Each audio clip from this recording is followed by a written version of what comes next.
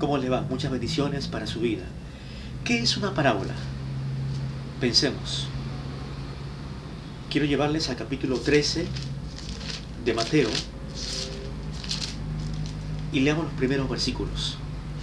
Aquel día salió Jesús de la casa y se sentó junto al mar. Y se le juntó mucha gente, y entrando él en la barca, se sentó, y toda la gente estaba en la playa. Y les habló muchas cosas por parábolas. Ahora, quiero que leamos en el versículo 10 y 11. Entonces, acercándose los discípulos, le dijeron: ¿por qué les hablas por parábolas? La pregunta inquietante de los apóstoles. Y en el versículo 11 tenemos la respuesta del maestro de maestros. Y respondiendo les dijo: porque a vosotros os es dado saber los misterios del reino de los cielos, mas a ellos no les es dado. Parte del ministerio de Jesús fue sin duda, dentro de la metodología docente que él incorporó, el uso de parábolas. Pero usted me dirá: profesor Frank, ¿qué es una parábola? El término parábole en el griego significa una comparación o una semejanza, una analogía con situaciones cotidianas. También una narración simbólicamente histórica que transmite una verdad espiritual.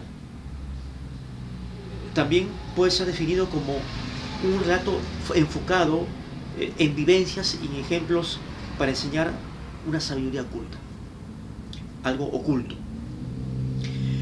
Una parábola es de hecho una ilustración que servía para aclarar dudas acerca de la naturaleza del reino, porque Jesús dijo ahí, y él indicó en el versículo 11, saber los misterios del reino de los cielos. Hay mucha riqueza, evidentemente, cuando usted y yo escudriñamos cada parábola. Por lo menos hay 10 parábolas que se presentan en el Evangelio de Mateo. 10 parábolas. Tenemos, por ejemplo, la parábola de la levadura, del tesoro escondido. Tan solamente hay 7 parábolas en el capítulo 13 de Mateo. El capítulo 13 pudiera ser entendido entonces como el capítulo de las parábolas. Y la parábola reina, entre comillas, la más descollante, es obviamente la parábola del sembrador, que es la apertura, el inicio de las parábolas que fue narradas por Jesús, el Maestro, el Rey de Reyes y Señor de Señores. Una parábola es una historia gráfica que oscurecía el pensamiento de los saduceos, de los fariseos, de los letrados del tiempo de Jesús y de toda persona hostil al Evangelio. Las parábolas que pronunció Jesús velaban una verdad espiritual de la naturaleza del reino de Dios ante una persona incrédula, una persona pues no salva.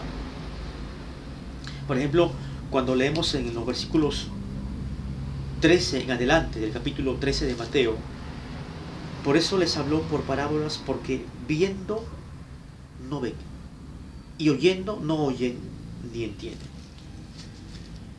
Los discípulos de Cristo, si ellos podían entender y comprender de forma cabal, por supuesto, previa explicación de Jesús en cuanto al significado de cada parábola. Y la primera de ellas es la parábola del sembrador.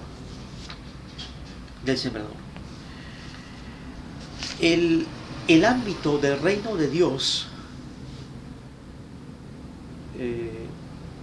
tiene dos elementos. Quiero que lo apunte usted en su cuaderno: verdades ocultas y también verdades reveladas. Ocultas y reveladas. Verdades ocultas que todavía no han sido dadas a conocer y que se van a saber durante el cumplimiento del Apocalipsis, por ejemplo. El tiempo del Apocalipsis. Estamos detallando de forma de capítulo por capítulo, y eso lo he impartido en nuestra aula bíblica,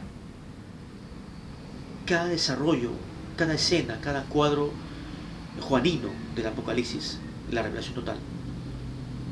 Pero también el reino de Dios, este ámbito del reino de Dios a través de las parábolas o de las comparaciones, nos transmiten realidades reveladas, muy reveladas, que podemos descubrir y aprender tras estudiar profundamente esta serie de parábolas de Jesús.